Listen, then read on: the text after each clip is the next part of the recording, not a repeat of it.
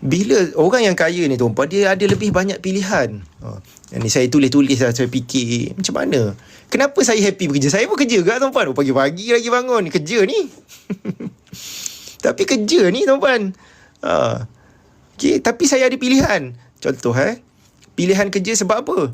Kenapa saya ada banyak pilihan? Sebab saya ada saya kaya, saya ada kekayaan yang cukup untuk saya memilih. Saya nak pergi office dekat, saya ada office saya dekat Menara Public Gold, sebelah TRX tu.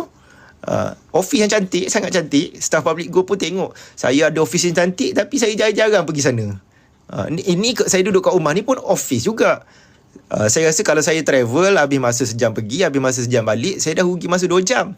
Tak ada keperluan saya bekerja daripada office saya kat rumah ni. Pertama, saya ada pilihan. Saya ada pilihan sebab saya ada kewangan yang baik. Saya ada pilihan nak pergi office ke, nak kerja dekat office dekat KL tu ke, ataupun nak daripada rumah. Saya pilih kerja yang saya suka. Saya tak suka, saya tak nak buat benda tu. Sebab saya ada pilihan.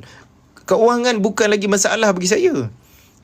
Tapi kalau kewangan adalah masalah bagi banyak orang, kerja sebulan, makan sebulan. Lepas tu tak kerja, tak ada duit untuk makan. Itu maksudnya tak ada pilihan tu. Itu level kerja kaya sebulan, makan sebulan. Jadi pada waktu tu, ini bukan waktu bermewah-mewah. Kena fokus bina kekayaan. Ada tabungan yang cukup, ada harta, lupuskan hutang secepat mungkin. Barulah kita ada pilihan. Kita boleh pilih kerja yang kita suka dan kita minat. Tak suka, tak minat, tak, kita tukar kerja lain. Kita boleh pilih mana pekerjaan yang bermakna dalam hidup kita, yang kita rasa bermakna sangat. Ada orang kena kerja terpaksa ikut arahan bos, buat benda yang tak betul, yang tak bermakna. Mestilah kacau jiwa dia tu. Contohlah melibatkan tak jujur, melibatkan penipuan, menyebabkan rasuah. Tapi kalau dah tak ada pilihan, kalau aku tak kerja, aku tak ada duit, aku tak boleh makan.